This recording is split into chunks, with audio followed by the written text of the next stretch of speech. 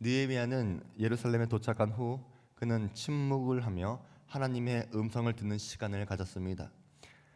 그리고 하나님께서 예루살렘을 위해 할 것을 듣고 은밀하고 신속하게 예루살렘 성벽을 정찰했습니다.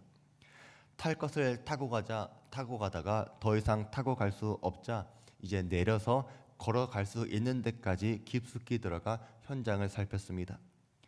그는 무너진 예루살렘 폐허를 보았고 불탄 성문을 보았습니다. 그래서 예루살렘의 사람들을 불러 우리의 비참한 현실을 보게 합니다. 성벽을 재건하는 일은 단순히 무너진 성벽을 쌓는 것이 아니라 우리 신앙의 회복이요 삶의 재건인 것을 깨닫게 합니다.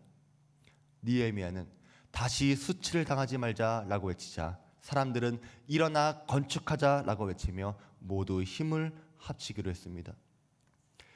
앞으로 성전 건축을 준비해야 하는 우리도 이와 같은 도전의 메시지가 들리기를 원합니다.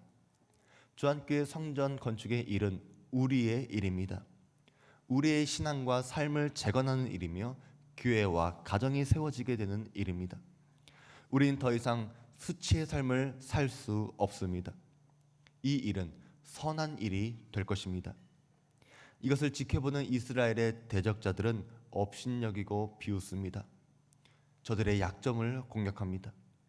그때 느헤미야는 하나님이 우리를 형통하게 하시려니와 오직 너희에게는 예루살렘에서 아무 기업도 권리도 기억되는 바도 없다라고 선포하므로 대적들의 악한 영적인 공격까지도 물리쳤습니다. 이제 우리 주안교회와 성도들은 담대한 믿음의 선포를 하며 나아가야 하는 것입니다. 오늘 본문 참 길었죠. 그렇죠? 좀 길었던 것 같아요. 처음에는 좀 목소리가 좀 컸던 것 같은데 나중에 목소리가 작아지는 거 보니까 길었던 것 같아요. 마스크를 써가지고 있는 입은 안 보였지만 아마도 침묵하는 분도 있지 않았을까. 합리적인 추론을 할 수 있습니다. 여러분이 읽으면서 오늘 말씀 가운데서 무슨 영적인 의미가 있을까 한번 그렇게 생각하는 분도 있을지 모릅니다.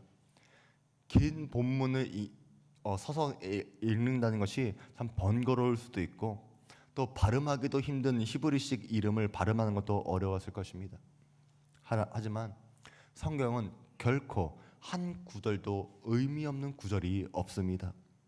하나님은 느헤미야를 통해서 성을 건축하는 사람들의 이름을 기록하셨습니다. 그들이 얼마나 수고했는지, 얼마나 아름답고 선하게 헌신했는지 하나님은 보셨고 그들의 이름을 성경에 기록해 먼 훗날 성경을 읽는 모든 사람들이 그 사람들의 이름을 알게 했습니다. 효율적인 것을 생각하게 된다면 아마 우리는 그 지역 사람들이 성벽을 건축했음이라고 한 줄로 끝냈을지 모르지만 하나님은 그렇게 하지 않았다는 것입니다. 언젠가 여러분의 신앙의 기록들이 우리 자손과 후손들에게 아름답게 기억되기를 원합니다. 바라기는 우리 교회의 역사책에 여러분의 이름이 기록되었으면 좋겠습니다. 2020 몇 년 우리 주안교회가 건축되었을 때에 성전 건축한 이들 아니면 교회 한쪽 벽면에 여러분의 이름이 새겨진 벽돌을 좀 쌓아 보려고 합니다. 작년부터 유치부 어린 아이까지 가장 태어난 지 얼마 되지 않은 아이들 모든 사람들을 기록하고 여러분의 후손들이 이것을 보고 자랑스러워하는 날이 오게 되기를 원합니다. 아멘 하시는 분들 좀 크게 써줄 거예요. 볼드체로. 오늘 본문을 보면 성벽을 쌓는데 중요한 느헤미야의 원칙을 발견할 수 있는 것입니다. 느헤미야는 일꾼들을 아무데나 배치하지 않았습니다. 일꾼들이 어느 자리에 있는가가 중요한 것입니다. 삼국지를 보면 유비가 방통을 만났을 때의 이야기가 나옵니다. 방통은 형주 일대뿐만이 아니라 동호까지 명성이 자자한 사람이었는데 유비는 방통의 겉모습만 보고 제대로 된 대화를 나누지 않았습니다. 그래서 방통을 무시한 유비는 촌구석으로 보내는데 뇌양현이라고 하는 이 지역은 워낙 외진 곳이기 때문에 방통이 불만을 가질만 했습니다. 그때 노숙과 제갈량이 유비에게 방통을 귀하게 쓸 것을 요청했습니다. 방사원은 사방 백리를 다스릴 재주가 아니니 치중 별가의 임무를 맡겨야 비로소 그 뛰어난 재능을 충분히 발휘할 것입니다. 간단히 말해 유비의 부하들 자리 중에서 첫째, 둘째 가는 자리를 주어야 한다는 뜻입니다. 다시 방통을 만난 유비는 대화를 나누어 보고 크게 평가해서 치중 종사로 삼았습니다. 유비가 방통을 대함이 제갈량의 버금같고 나중에 제갈량과 함께 군사 중랑장으로 삼았다는 이야기가 있습니다. 인재를 알아보고 적재적소에 배치를 하는 것은 리더의 중요한 역할입니다. 느헤미야는 성벽을 재건하는 중요한 일에 사람들을 무의미하게 배치하지 않았다는 것입니다. 일하는 사람들이 확실한 동기부여를 갖고 일할 수 있도록 배치한 것입니다. 그 방법은 지도자들과 사람들이 자신의 거주지와 가까운 성벽을 건축하겠다는 것입니다. 자기 집 앞이니까 시키지 않아도 아주 튼튼하게 지었습니다. 건설 현장과 자신의 집이 멀지 않기 때문에 출퇴근이 가까운 거예요. 그래서 일의 효율성도 좋았습니다. 내가 지금 짓고 있는 이 성벽이 내 삶을, 내 터전을 지켜줄 것이라는 확신이 있었기 때문에 성벽을 쌓는 일을 즐겁고 열심과 책임 갖고 성벽을 지을 수 있었던 것입니다. 이것은 신앙생활을 시작하거나 헌신을 배우기 시작한 사람들에게도 적용할 수 있는 것입니다.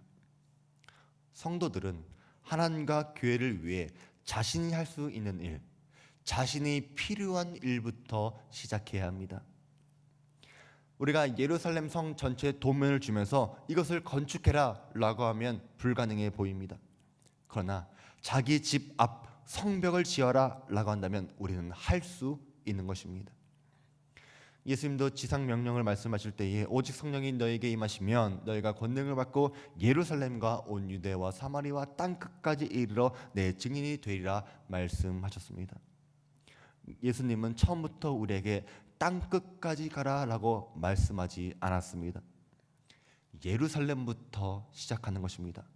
가장 가까운 곳, 내가 서 있는 곳부터 그 일을 시작해 나아가는 것입니다. 이스라엘 백성들이 자기 집 성벽을 건축했다라고 하는 것은 더 깊은 의미가 있습니다. 이것은 드디어 이 사람들이 일을 시작했다는 것입니다. 헌신이 시작된 것이고 변화가 시작된 것입니다. 이 작은 일, 가까운 곳에서 시작된 그 일이 더 큰 일이 될 것이고 더 먼 곳에 이르게 될 것이라고 하는 소망을 발견할 수 있는 것입니다. 하나님을 위해 무엇인가를 하고 싶다면 지금 내 자리에서 할 수 있는 일, 내가 필요한 일을부터 시작하십시오. 시작은 미약할지는 모르지만 그 끝은 심히 창대하게 될 것입니다. 지금 여러분이 할 수 있는 작은 일이 무엇입니까? 그 일을 시작하시길 바랍니다. 여러분이 있는 각자의 자리에서 무엇인가를 시작할 때에 예루살렘의 성벽은 재건될 것입니다. 수십 년간 세우지 못했던 예루살렘 성벽이 불과 52일 만에 세워질 수 있었던 비결이 바로 여기에 있는 것입니다. 장차 우리는 성전 건축을 앞두고 있지만 우리는 두려워하지 않습니다. 내가 할 수 있는 일부터, 나의 필요를 채우는 일부터 시작한다면 우리는 분명히 할 수 있습니다. 어린 자녀를 두고 있는 부모라고 한다면 우리 자녀가 다닐 주일학교를 위해서, 학생부를 위해서 내가 해야 할 것이 있습니다. 내가 앉을 자리를 위해서, 내 자동차가 주차할 장소를 위해서, 내 믿음과 기도를 위한 작은 골방을 위해서 작은 일부터 시작하면 우리는 해낼 수 있습니다.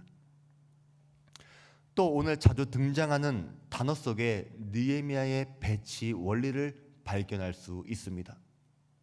그 다음은 이번 일이 마치고 나면 그 다음 일이 계획되어 있었고 이곳에 사람을 배치하면 그 다음은 그 다음 구간을 위한 사람들이 준비되어 있었습니다. 이것은 마치 절과 절의 이음새처럼 연결되어 있는 것입니다. 이것은 신약 성경에서 교회를 이야기할 때에 그에게서 온 몸이 각 마디를 통하여 도움을 받음으로 연결되고 결합되어 각 지체의 분량대로 역사하여 그 몸을 자라게 하며 사랑 안에서 스스로 세우느니라 라고 말씀하신 것을 생각나게 합니다. 그리스도로부터 시작되어 우리 성도들이 각 마디가 되어 연결되고 결합하며 각 지체의 분량대로 은사대로 능력대로 일할 때에 교회가 자라나며 건강하게 세워지듯이 양의 문으로부터 시작된 이 성벽이 그 다음은 마디가 되어 연결이 되어질 때에 굳건한 예루살렘의 성벽으로 재건되는 것입니다. 우리 주안교회가 이와 같이 유기적인 공동체가 되기를 원합니다. 서로가 긴밀하게 연결되어 하나를 이루고 서로 떼어낼 수 없어야 합니다. 느헤미야는 계획을 위한 준비가 있었고 이것을 지혜롭게 풀어갔습니다. 오늘 1절에는 말씀을 보니까 느헤미야가 성벽을 건축 시작할 때에 북쪽 양문에서부터 건축했다라고 이야기합니다. 그때 대제사장 엘리야십이 그의 형제 제사장들과 함께 일어나 양문을 건축하고 성별하고 문짝을 달고, 이 양문은 양의 문입니다. 양의 문. 이 양의 문은 제사를 드릴 때에 드리는 그 양들이 들어오는 문이기도 했으며 또 양의 우리로 돌아가기 위한 문이었습니다. 우리는 이 양의 문을 통해 예수 그리스도를 생각합니다. 어린 양의 피 흘림으로써 우리의 죄가 사해지듯이 어린 양 예수 그리스도로 인해 우리가 하나님께 나아갈 길이 열린 것입니다. 또한 예수님께서 나는 양의 문이다 라고 말씀하신 것처럼 우리는 길과 진리 되시는 예수 그리스도를 통해서만 우리는 하나님 앞에 나아가는 것입니다. 그래서 이 양의 문은 단순히 양들이 오가는 문이 아니라 영적인 의미를 지니고 있는 문입니다. 그래서 이 양의 문을 제사장들이 건설을 했고 다른 문들과 거룩하게 구별시킨 것입니다. 이 양의 문은 제일 먼저 건축한 문이었고 하나님께 봉헌했습니다. 마치 10의 1조처럼 성전 건축의 첫 열매를 하나님께 감사로 드린 것입니다. 양의 문에서부터 건설을 시작해서 양의 문에서 건축이 끝났다라고 하는 것은 결코 우연이 아닙니다. 느헤미야는 예루살렘 성벽과 성전의 건축의 시작을 하나님을 예배하는 것으로부터 시작했습니다. 저는 여러분들이 회사를 처음 출근할 때에, 가정을 새롭게 만들어 나갈 때에, 아기를 낳았을 때에, 일주일을 시작할 때에, 이제 먼 곳에서 유학 생활을 시작할 때에 하나님을 예배하는 것이 여러분의 시작점이 되기를 원합니다. 이스라엘 백성들은 어디로 가든지 터전을 먼저 잡을 때에 가장 먼저 성막을 지었고 그 성막을 중심으로 문을 향하게 집을 지었습니다. 성전을 재건할 때에도 양의 문을 가장 먼저 짓고 그 문을 기초로 해서 모든 것을 완공시킨 것입니다. 모든 일을 하든지 어떤 일을 하든지 항상 예배로 시작하고 예배로 마무리되기를 원합니다. 예수님으로부터 시작하고 예수님으로 마치는 우리 성도들이 되시기를 바랍니다. 또 오늘 본문에서 보면 이스라엘 지도자들의 모범을 볼 수 있는 것입니다. 제사장들이 가장 북쪽의 양문과 한메아 망대와 하나넬 망대를 건축했습니다. 성전이 우리 삶과 신앙의 가장 중요한 곳이라고 한다면 망대는 생존을 위한 전략적 거점이기 때문에 지도자들이 가장 먼저 앞장서서 건축한 것입니다. 구절에 있는 말씀을 보게 되면 예루살렘 절반을 다스린 권력자의 아들이 공사 현장에 나와 성벽을 지었습니다.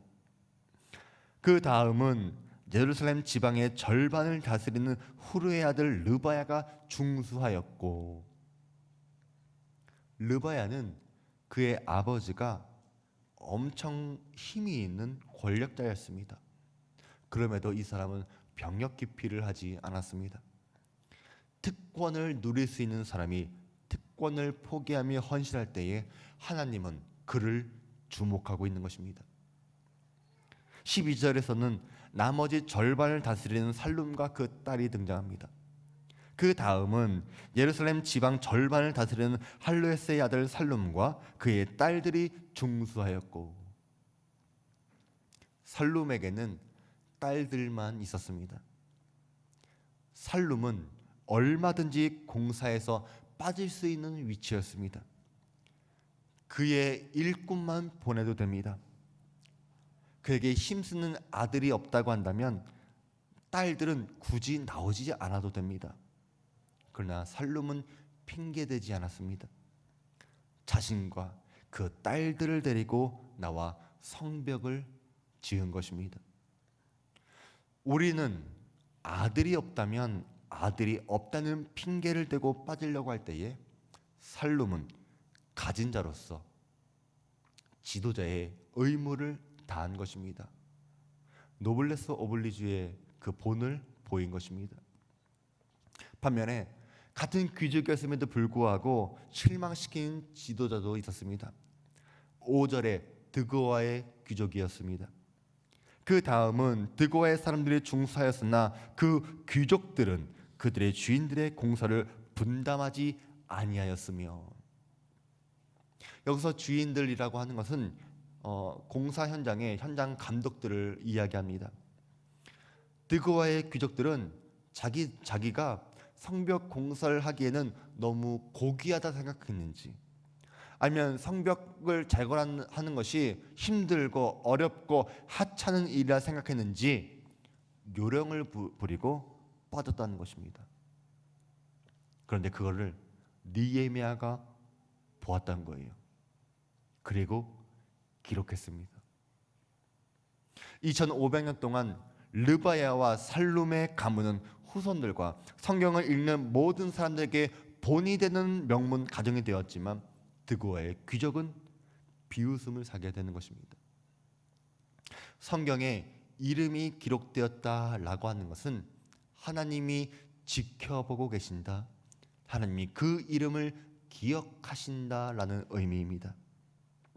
하나님의 일을 할 수 있는 기회는 언제나 항상 오는 것이 아닌데, 그 귀한 기회를 요령을 부리고 거만하게 있고 기뻐하지도 않고 그렇게 있는다면 하나님은 그 모든 것을 기억하게 될 것입니다.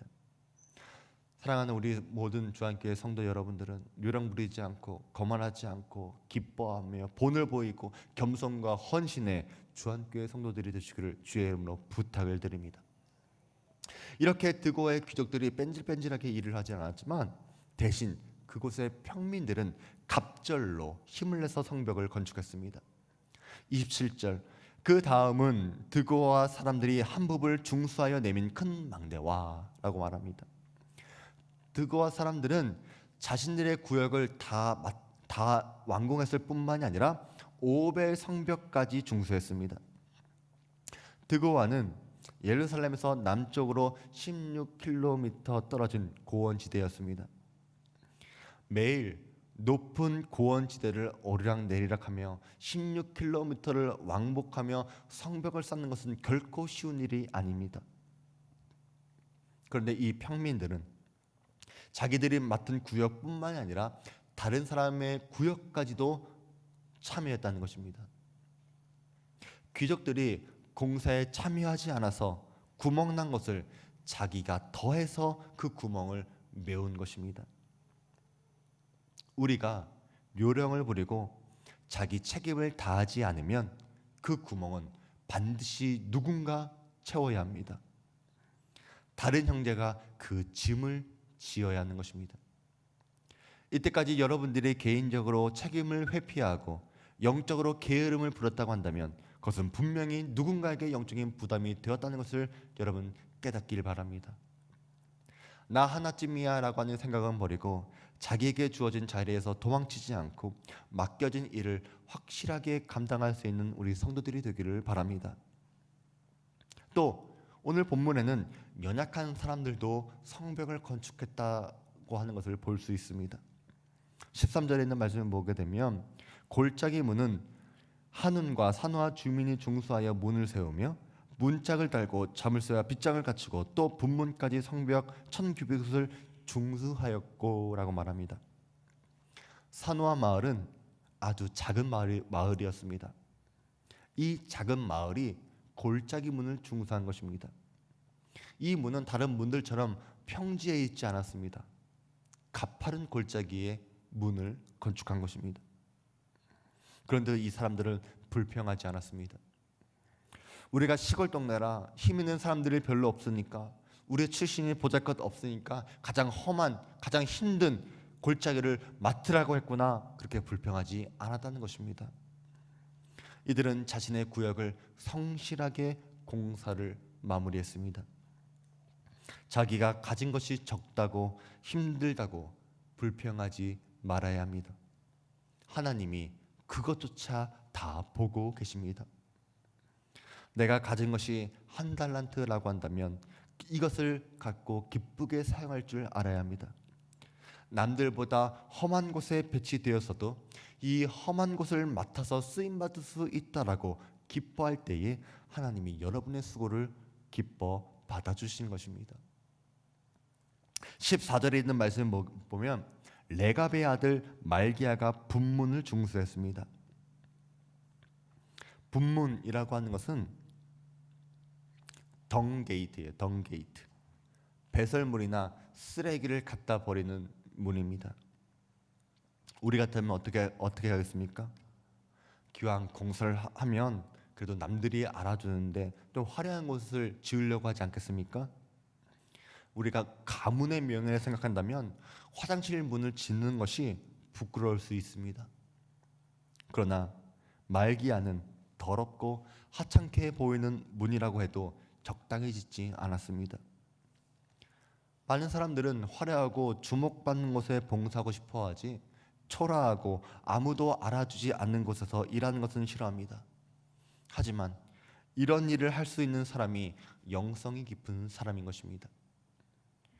남들이 주목하지 않는 분문을 성실하게 중수했던 말기야의 헌신이 우리 주안교회 모든 성도들의 헌신의 모습 되기를 원합니다. 2절에 있는 말씀 보게 되면 여리고에서 온 사람들도 그런 사람들입니다. 여리고는 예루살렘에서 27km 떨어진 가파른 경사길이 있는 곳입니다. 위험하고 어둡고 강도들도 자주 출몰하는 지역입니다. 그래서 예수님의 선한 사마리아인의 비유에서도 한 유대인이 강도를 만난 지점이 바로 여리고로 내려가는 길이었다는 것입니다. 드고와 기브온, 미스바도 먼데 여리고는 더 먼 곳입니다. 그렇다고 한다면 이 사람들은 다른 사람들보다 더 많은 시간과 힘을 내서 여기까지 온 것입니다. 하나님의 일을 할 때에 대가 없이 무엇인가를 얻으려고 하지 말아야 합니다. 우리 교회에서 보면 1시간이 넘는 거리에서 오시는 가정들이 있습니다. 제가 그분들에게 멀지 않으세요? 라고 물으면 목사님 뭐가 멀어요? 하나도 안 멀어요. 그렇게 말씀하십니다. 맞습니다. 교회가 뭐가 멀어요? 집이 먼 거지.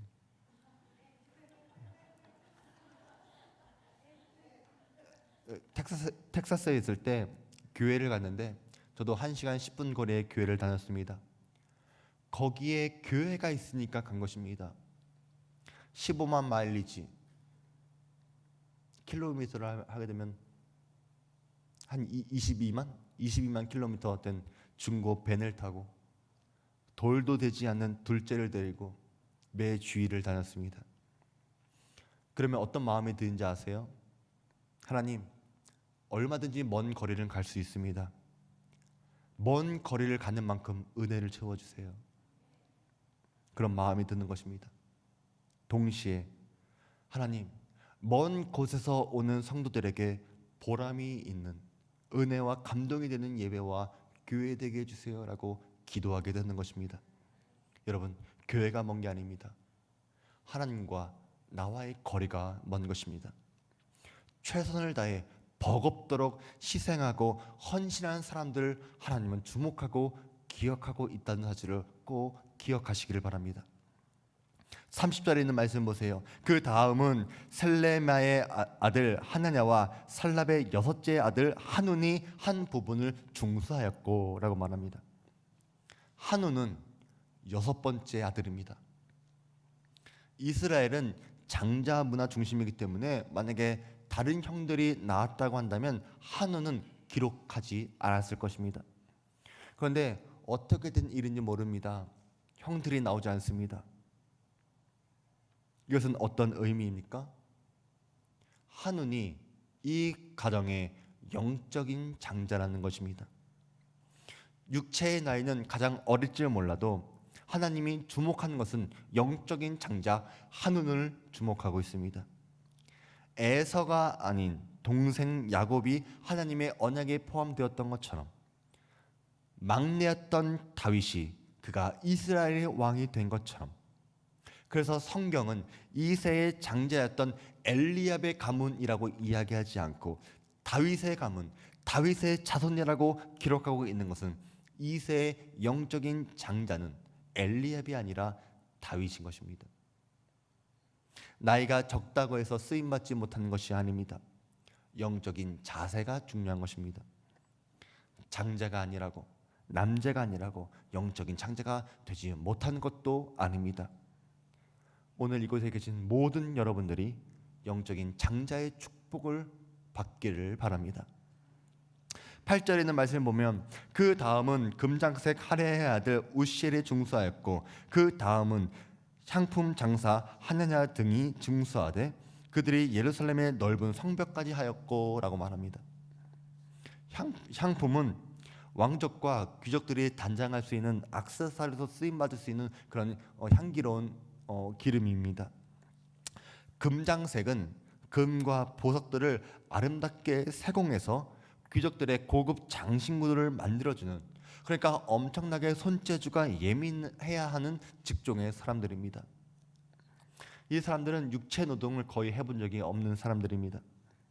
만약에 손을 다치게 되면 생계가 끝날 수도 있는 사람입니다. 그렇다고 해서 이 사람들이 오늘날처럼 손보험 이런 게 있었을까요? 그런데도 이 사람들은 나와서 그 고운 손으로 벽돌을 나르고 공사를 했다는 것입니다. 육체 노동을 해본 적이 없는 사람, 손을 다치면 생계가 끝나는 사람. 여기서 오늘 자주 나온 단어 중수하다라고 하는 단어는 히브리어로 하자크라고 하는 단어입니다. 이것은 단순히 현상 유지를 위한 수리가 아니라 복원을 하되 더욱 강하고 견고하게 보수하는 것을 의미합니다. 겉으로만 그럴듯하게 세우는 것이 아니라 더욱 두드리고 견고하게 하는 것이 중수하다라고 하는 뜻입니다. 그러니까 고운 손을 가지고 망치와 정을 들어 두드리고 무거운 건축 자재들을 옮기고 하면서 손바닥에는 굳은 살이 베겼을 것입니다. 그러나 그들은 기쁘게 성벽을 중수했습니다. 보통 아내들이 그렇죠. 결혼한 뒤에 손이 거칠어졌다라고 말합니다. 남편들은 미안해합니다. 그러니까 물 한 방울 묻히지 않을게 이런 말도 안 되는 거짓말을 해서는 절대로 안 돼요. 말도 안 돼. 이건 어떻게 봐도 이해가 되지 않는데, 그렇죠? 하지만 우리 아내들의 거친 손만큼 우리들의 가정은 더욱더 아름다워졌다고 저는 그렇게 믿습니다. 여러분의 거친 그 헌신이 아름다운 열매가 되기를 주의 이름으로 축복합니다. 17절에 있는 말씀 보게 되면 그 다음은 레위 사람 바니의 아들 르훔이 중수하였고 라고 말합니다. 레위 사람이라고 하면 제사장이었다는 것입니다. 제사장들은 성전을 봉사하는 것만 해도 벅찹니다. 예루살렘 성의 회복은 신앙의 회복과도 연결이 되기 때문에 우리가 예루살렘 성을 건축할 때에 또 양의 문을 통해 먼저 성전을 건축을 하려고 했기 때문에 성전에서 예배를 드리는 사람이 예전보다 더 많았을 것입니다. 그런데 성전에서 봉사를 하고 난 다음에 또다시 시간을 쪼개서 성벽을 중수한 것입니다. 진정한 헌신은 바빠서 할 수 없는 사람이 바쁜 시간을 쪼개서 하는 사람입니다. 누가 알아주기를 원해서가 아니라 내가 좋으니까 그 일을 하는 것입니다. 20절에 그 다음은 삽배의 아들 바룩이 한 부분을 힘써 중수하여 성 구비에서부터 대제사장 엘리야십의 집 문에 이르렀고 라고 말합니다. 여기서 어떤 단어가 보입니까? 바룩은 다른 사람보다 한 부분을 힘써 중수한 사람입니다. 46개의 공사 구간 중에 유독 바룩에게만 힘써 일했다라고 강조합니다. 다른 사람들도 분명히 열심히 일했을 것입니다. 얼마나 헌신했을까요? 얼마나 수고했을까요? 그런데 바룩의 열정과 헌신은 남달랐다는 것입니다. 헌신의 힘을 다했고 자신의 책임을 다했습니다. 이 열정이 하나님을 감동시킨 것이고 하나님은 그것을 알았다는 것입니다. 어떤 사람들은 헌신과 열심을 요구할 때에 자기는 아직 능력이 되지 못하니까, 자기는 아직 높은 자리에 앉지 못했으니까, 자신의 상황은 아직 그러지 못하니까 못한다라고 말합니다. 그러나 지금부터 열심히 하지 않으면 상황이 되더라도 높은 자리에 올라가더라도 그는 열심히 할 수 없습니다. 다윗은 어린 목동일 때에 골리앗을 무너뜨렸습니다. 사무엘은 어릴 때에 하나님의 음성을 듣고 쓰임받았습니다. 여러분이 어떤 환경에서도 여러분에게 특별한 열정이 있다고 한다면, 특별한 헌신이 있다고 한다면 하나님은 그 열정을 보시고 반드시 귀하게 사용할 것입니다. 여러분에게 힘써 헌신할 수 있는 분들, 그런 마음에 감동이 있기를 원합니다. 또 오늘 본문에 보면 2번씩 등장하는 이름들이 있습니다.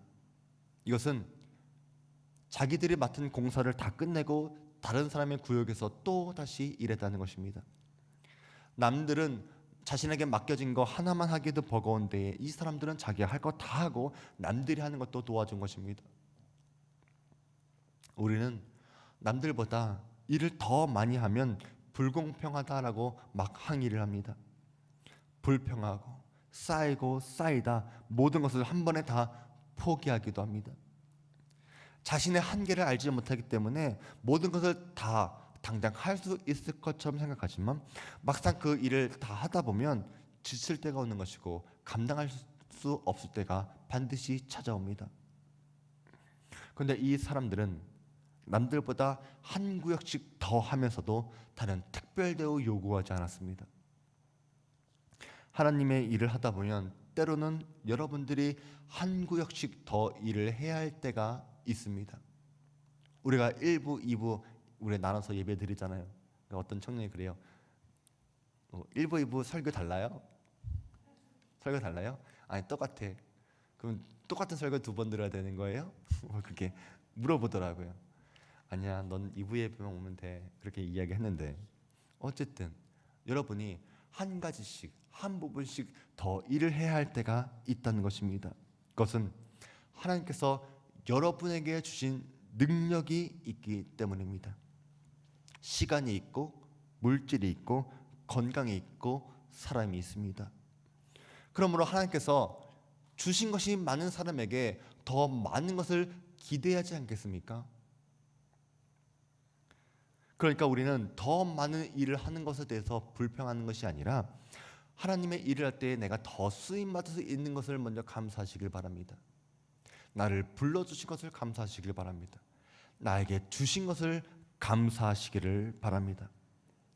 우리가 오늘 성경을 읽으면서 많은 사람들이 등장했습니다. 오늘 성벽을 쌓는 사람들을 통해서 우리도 내가 그 주인공 되기를 사모하는 분들 되기를 원합니다. 우리는 각자에게 주어진 책임과 의무를 다해야 합니다. 자기 책임을 다하지 않으면서 적당히 무임승차하려고 하는 사람들은 전체를 죽이게 되는 것입니다. 느헤미야는 모든 참여한 사람들을 기억했고 기록했습니다. 그리고 이 사람들이 얼마나 헌신했는지, 얼마나 전력 투구했는지 강조했습니다. 이것이 팀이고 한 몸 된 교회입니다. 성도들 한 사람 한 사람이 자기에게 주어진 위치에서 물러서지 않고 최선을 다할 때에 마디와 마디가 연결되어지면서 하나님의 교회가 돌아가는 것입니다. 교회는 그리스도의 몸이기 때문에 여러분이 교회에 속했다라고 하는 것은 더 이상 여러분이 손님 마인드를 가져서는 안 된다는 것입니다. 우리 주한교회는 새가족 카드를 쉽게 주지 않습니다. 새로 오시는 모든 분들이 손님인지 우리의 가족인지를 구별하는 것입니다. 손님은 쓰레기를 보면 이 집은 치운 삶이 없나 봐 라고 이야기하지만 주인은 쓰레기를 보면 자기가 죽습니다. 우리는 비난자나 파괴자가 되어서는 안 됩니다. 주님은 우리를 교회로 부르실 때에 비평가로 부르신 것이 아니라 교회의 일꾼으로 부르셨습니다. 교회가 내 마음에 안 든다, 내가 볼 때 부족한 것이 많다, 내 필요를 채워주지 못한다 라고 손님 마인드로 더 이상 말해서는 안 될 것입니다. 여기 계신 분들은 더 이상 손님이 아니라 주님의 자녀라고 하는 인식이 있기를 바랍니다. 내 집을 지키기 위해, 내 필요를 채우기 위해 내 집 앞 성벽을 지었던 것처럼 여러분 앞에 우리 주한교회가 있음을 기억하시길 바랍니다. 이 주한교회를 함께 세워가야 하는 일꾼이 되어야지만 성벽이 완성될 수 있는 것입니다. 하나님의 선한 일에는 빈부격차나 남녀노소가 따로 없습니다. 직업과 신분의 차이가 나는 사람들도 한 마음으로 열심히 일을 했듯이 하나님께서 여러분을 부르셨을 때에 여러분이 아니면 메꿀 수 없는 구멍이 있는 것입니다. 더 이상 게으름 피워서는 안 됩니다. 하나님이 보고 계십니다. 지금 이 순간 교회 구석구석 하나님의 성벽을 쌓는 일에 자기에게 주어진 자리에서 열심히 섬기는 귀한 성도들이 너무나 많으십니다. 지금 당장 우리가 하는 일이 보잘것없어 보여도 우리 주님이 보고 계십니다. 그것은 우리에게 너무나 보배로운 일이 될 것입니다. 작은 일이 작은 일이라고 또 힘들다고 보잘것없다고 그 자리를 지키지 않으면 누군가 그 짐을 대신 지어야 하고 전체가 힘들어지지만 하지만 하나님은 2배, 3배 일하는 사람들을 기억하고 주목하고 있다는 사실을 꼭 기억하시길 바랍니다. 여러분이 있는 그 자리에서 거룩한 팀워크를 맞춰가며 교회를 세워갈 때에 어둠의 권세가 무너뜨리지 못하는 건강한 교회가 세워지는 것입니다. 우리 주한교회가 위대한 명령, 위대한 사명, 위대한 교회가 되는 그 비전을 이루기 위해 맡은 바 최선을 다하는 우리 주한교회 성도들 되시기를 주의 이름으로 부탁드리고 축복합니다.